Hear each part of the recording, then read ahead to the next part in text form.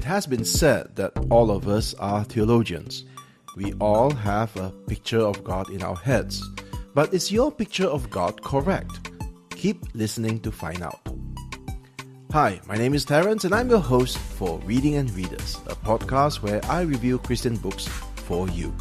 Today I review Portrait of God, Rediscovering the Attributes of God Through the Stories of His People by Jack Moring, 224 pages, published by David C. Cook Publishing in August 2024. Available in Amazon Kindle for $9.99 and in Logos for $10.79. I received a free review copy, but the publisher has no input to today's review. Now, today's book promises to explain the attributes of God through the lives of Christians. But wait, someone says, if you really want to know the attributes of God, you should just get a good book on systematic theology. The bigger, the better. So grants the theological egghead. No, if the size of that book doesn't scare people off, the title, Systematic Theology, would. Then someone says, well, if size is a problem, why don't you just get J.I. Packer's Knowing God? Now that is a great book. It is a classic.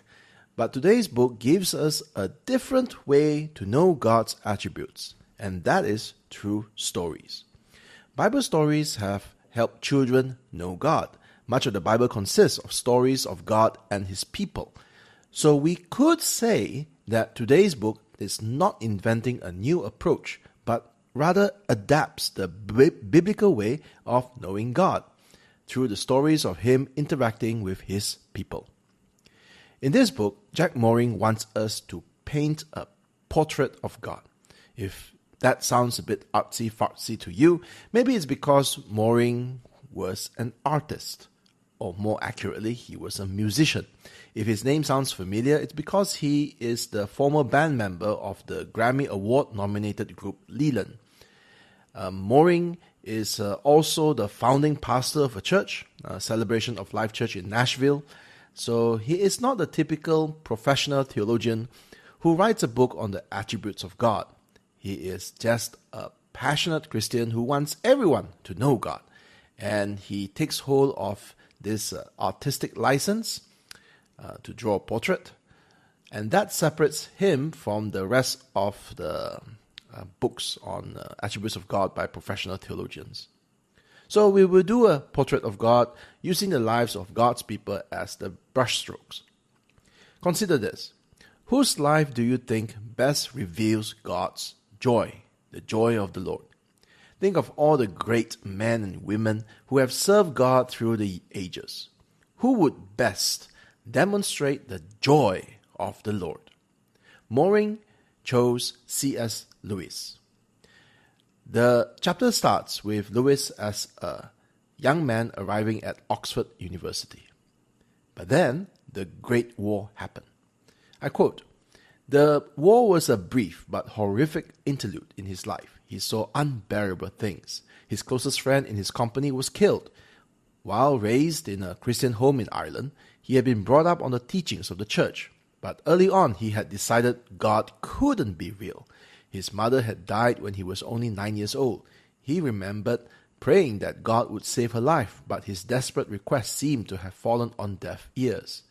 His childhood angst at God had turned into full-blown atheism as a young man, and if his journey away from God needed any more help, his traumatic experiences in the war had seared his mind."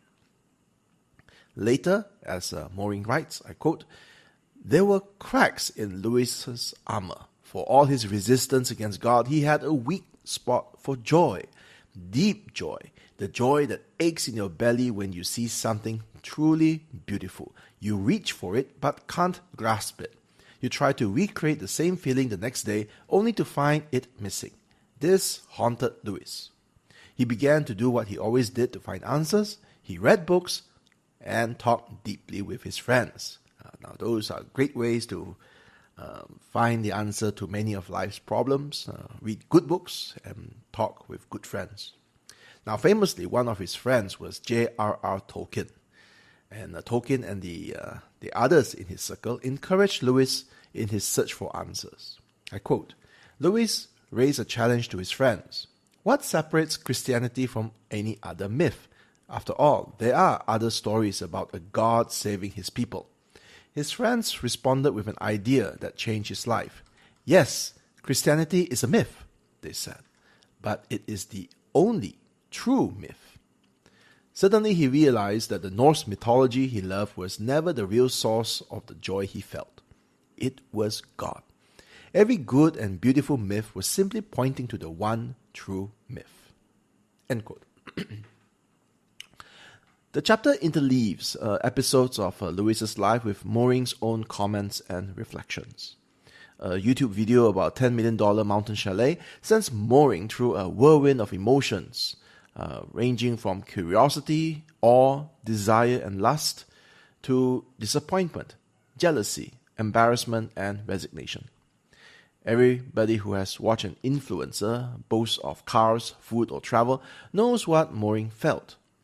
Then Mooring shows us that YouTube addicts like us, our desire is a reminder that God is our true desire. And just like C.S. Lewis, we are searching for the real source of joy, God. And that's how every chapter goes. He shares a story, then a reflection, interleave with the story. And what that does is that it bridges the story to you, the reader, today. So that even as you read about people who, like Augustine and Athanasius, who have been long gone, the things they grapple with, the questions and the big questions of life, are things that are still relevant for us today. And on top of that, on top of all the reflections and the story, every chapter in the book ends with final brushstrokes. Let me quote for the example of C.S. Lewis's case. I quote, C.S. Lewis's life teaches us that the greatest joys in life are simply signposts, pointing us to the ultimate joy that is God, and that when we find Him, we find peace, even in deep pain and suffering. So our portrait of God gets another color, the vibrant hues of joy. We learn that God is not on a mission to stop people from having fun. Actually, the fun begins with Him. We think that worldly pleasures will fulfill us, but they let us down every time. God Himself is the author of everything good, true, and beautiful. And when we find Him, we can truly enjoy the world He made and find an unfading joy that comes from His nature. End quote. The story of C.S. Lewis gives us what? Our portrait of God another color. Okay, that's what he said. And the vibrant hues of joy. And that is the way the book is coming together. So every story in this book gives a brushstroke. Okay, that brushstroke just helps us paint this portrait in our mind of who God is. So the more brushstrokes we have, the more complete an idea of who God is. Or does it?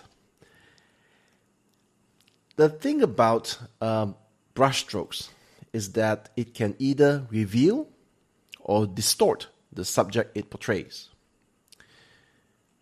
Chapter 5 is titled The Healer, God of Power. It is the story of Catherine Kuhlman. I quote, I chose the story of Catherine Kuhlman because her life is an irrefutable example that God heals today.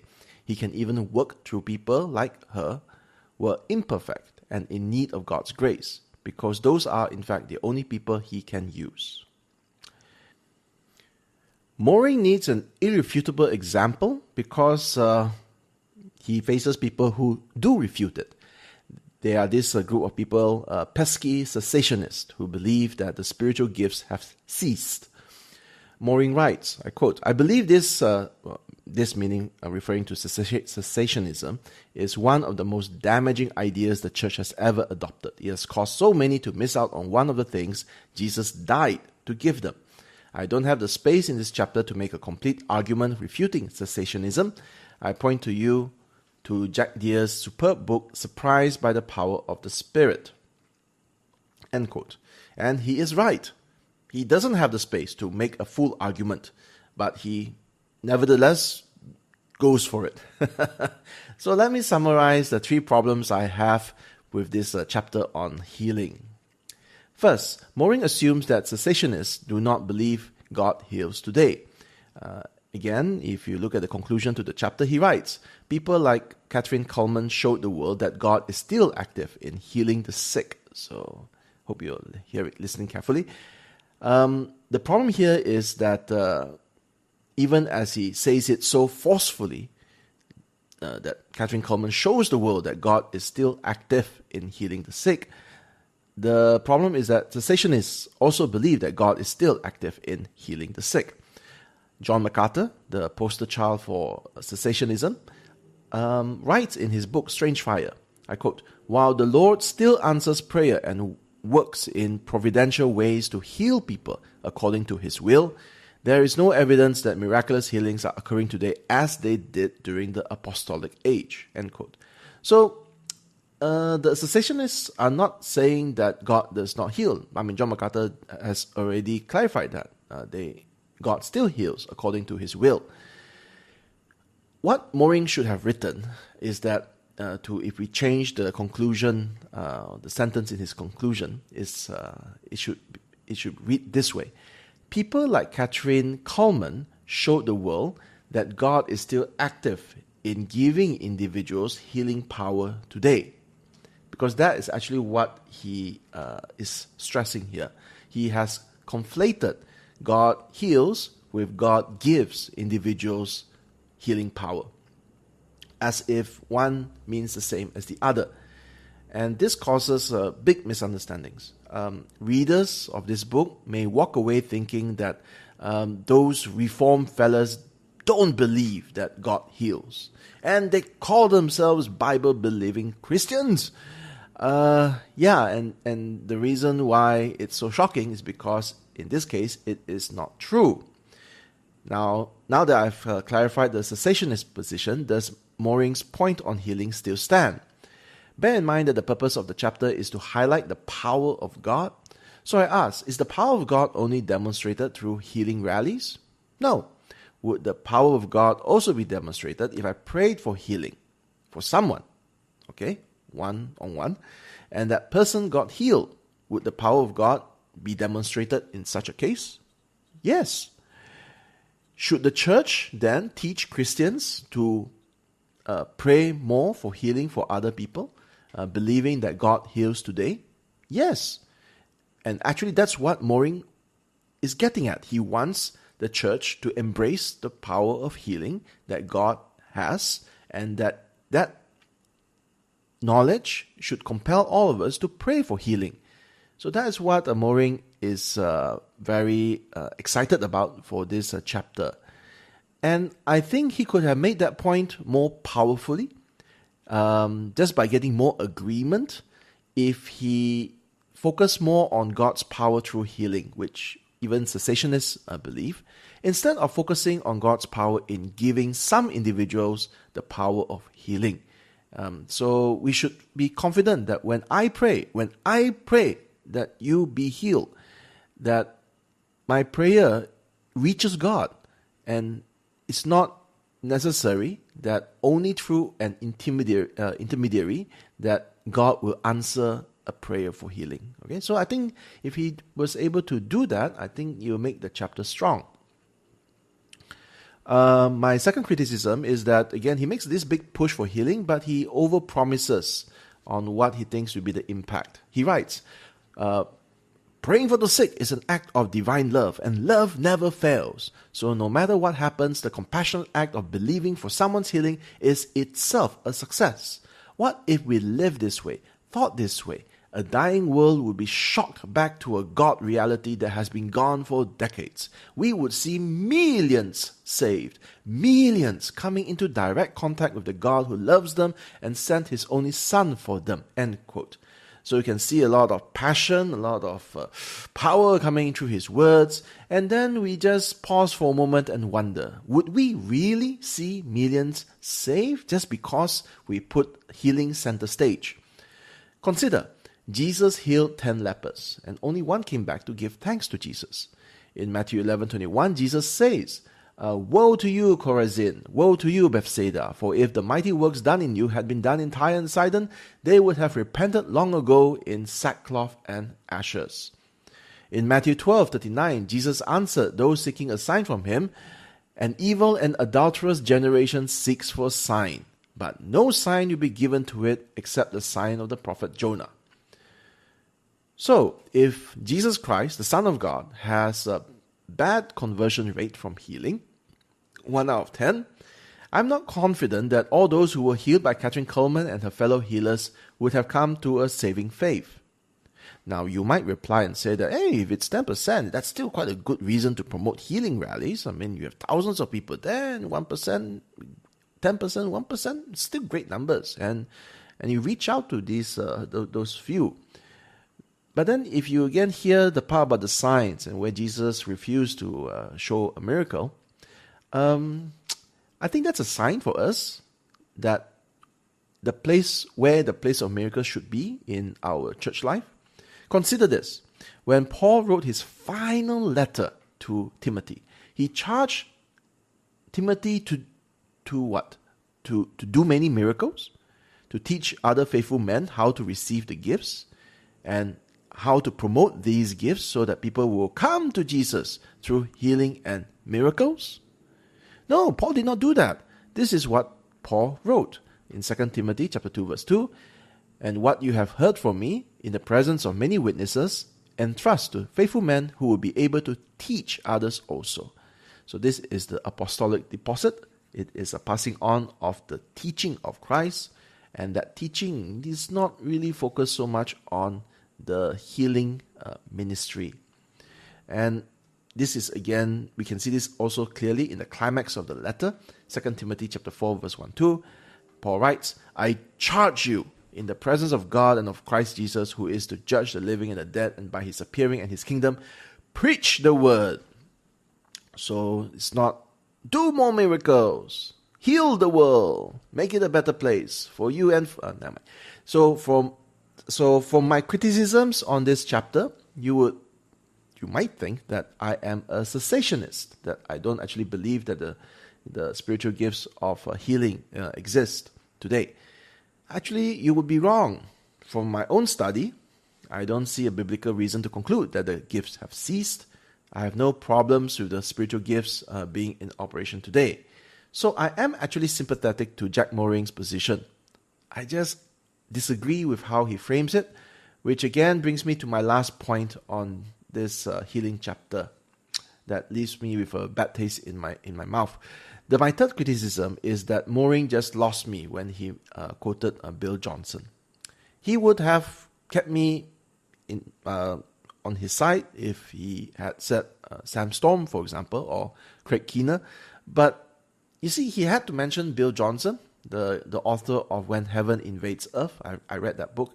And I'm also, after reading that book, I got myself familiar with the practices and teachings of the Bill Johnson's church, Bethel Reading. You see, I compared Johnson's what he wrote and his church's practice against Scripture, and I have reached the uncomfortable conclusion that Bill Johnson distorts Scripture to fit his theology and practice. So when I come to this book and then I read a quote from Bill Johnson, everything was going so well until he just mentions Bill Johnson, and just all the alarm bells in my head just rang out. Okay, now Moring might protest and say that, in the whole book, he just makes one mention of Bill Johnson. And it's a side remark, it's a throwaway quote, and it really shouldn't put the whole chapter or the whole book into doubt. And yeah, I agree with Moring, okay? It shouldn't. It's just that if he's frustrated with me bringing up all these healing issues and Bill Johnson, it is because I am frustrated. I share many of his positions. And he could have elevated his argument by looking at Sam Storm or Craig Keener, but not Bill Johnson. Why do you have to mention Bill Johnson? Oh man, okay, so maybe I have a beef with the guy. That's why I'm taking it so badly here. I just don't like it when someone twists Scripture for their own ends. And that's really what I think Johnson is doing when I read his book. So let's just move on. All right, let's move on. Let's step out of this healing chapter and consider the rest of the book. Now, so far we have a story. We have read the story of C.S. Lewis and Catherine Kuhlman, and we have seen how their lives are brushstrokes that describe God's joy and God's power. Now, there are others in this book. We have Augustine, William and Catherine Booth, Thomas Chalmers, Fanny Crosby. Okay, that's one of my favorites, and Athanasius. And in all their lives, Jack Moring was able to use their lives to describe God's holiness, God's compassion, good news, faithfulness, and truth. All right, so God's truth, all these wonderful attributes of God. And the last 2 chapters of the book bring out the story of you, the reader. So, who are you? What is your identity? How do you now see yourself when considering the portrait of God? In his conclusion, Moring writes that we are, I quote, to use our gifts to paint God for a world that is desperate to know what he is really like. So, end quote. So that is moving towards the telos, the reason, the endpoint of why we are, how we are to use our gifts, and that is to paint God, okay? To show the world who God is. And you see, yes, the world is desperate to know what God is really like. But is this book telling us what God is really like? Now, the book aims to tell us the attributes of God through the stories of his people. And in that sense, we could say that it is a success. Moring has picked, for the most part, individuals that Christians would agree are exemplary, and in whose lives we can see a portrait of God. So, all good. But then, after finishing this book, as I reflected on my experience and just thoughts on who God is, it has also made me realize the big flaw in using believers' lives, their stories, to know God. Now, let's just imagine this. Let's imagine that there is an evil version of Jack Moring in a mirror universe or multiverse, or there is an evil version of a cackling, wicked Jack Moring. Okay, not like the angel that we have on this side. And this evil version wants to tell the attributes of God through God's people as well. But instead of choosing a blind hymn writer or a professor who writes Narnia or any of the brilliant lives that we have read in the book so far, this evil version picks a pastor convicted for sexual assault. He picks murderers, crusaders, child molesters, embezzlers. He picks a villains gallery of self-professing Christians. Then at the end, this evil version concludes the book to say, these are Christians, and so God. So, suggesting that God is evil because the people who follow God are evil. Now, in such a scenario, Christians will rightly point out that these crooks pervert the true portrait of God. And God himself has put it in his Bible, my name is blasphemed among the nations because of evildoers. So, when you think about that extreme position, it made me realize that when we pick individuals that we think best fits our idea of God, our picture of God, it means that our choice reveals more about what we think God is like and not necessarily how God is really like, okay? Because it's our choice on picking those people. And so we could have a situation where we are supposed to have a painting of the Mona Lisa, but instead we get a Lisa Simpson. So how do we know that what we are picking best reflects God? The people that we pick best reflects God. And someone may ask, does that mean that reading biographies of Christian men and women is a useless enterprise? It's a waste of time? No. The reading principle behind that is Paul's call. Remember, Paul said, "Follow me as I follow Christ." And so we follow Paul, knowing that he is the imperfect, following the perfect. Okay, so he is not perfect, but he's following the one who is perfect.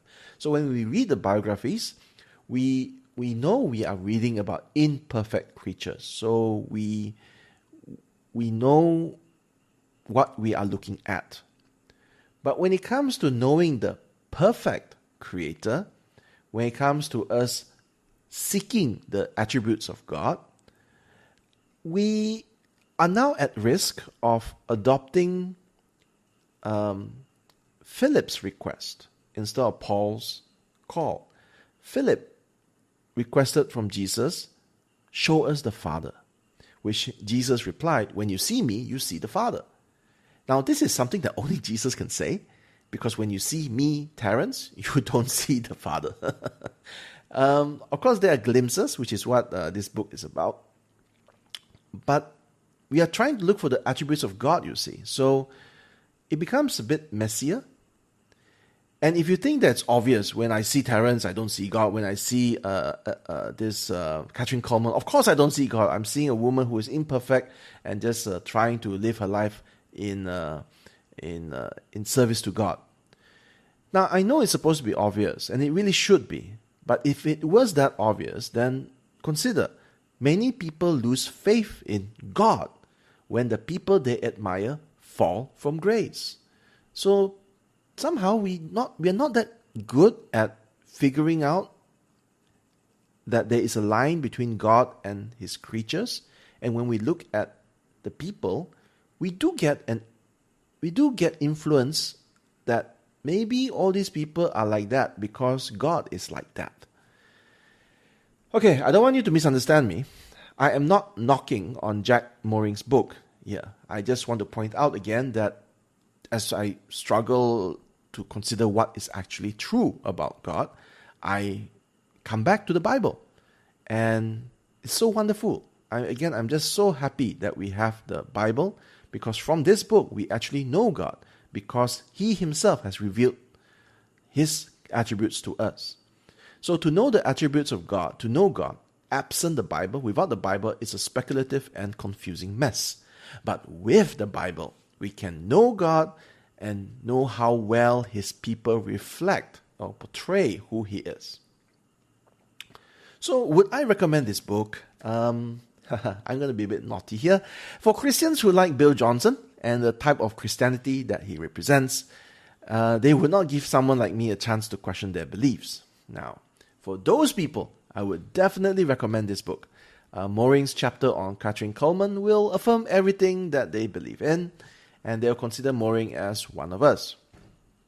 Then, I'm hoping that 2 chapters later, they'll read Fanny Crosby, the blind hymn writer, and they'll read Mooring saying this, I quote, "It is far easier to say that God doesn't heal anymore.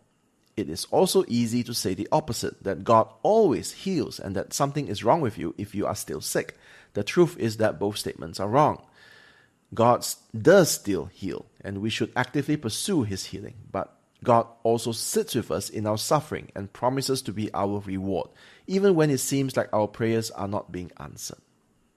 I think that everybody needs to hear this, and especially those coming from the Bill Johnson camp and of those type. So if you are a Christian, on the other hand, if you are a Christian who does not know Bill Johnson and the type of Christianity that he represents, I will still be happy to recommend you this book. It is, after all, a light and easy way to learn about the attributes of God, and I'm hoping that it's a gateway. It will introduce you to good books down the road, so that you read more about Fanny Crosby, you read more about Athanasius and what he was championing so hard for. So it's a good book in that sense. But again, I would probably tell you a lot more about healing, which is, I think, slightly misrepresented in this book. So in conclusion, does the book give us a portrait of God through the stories of his people? Yes. Yeah, right. It is a portrait of God from a selected palette of colors that reveals Jack Mooring's concept of God, which would be recognizable as the God Christians worship. I think that when it comes to the details, for certain brushstrokes, some correction is needed for that portrait, but that's art, and we all have an imperfect portrait of God in our heads. The important thing is, as we study the Bible, we trust that God will reveal more of who He is to all who seek Him.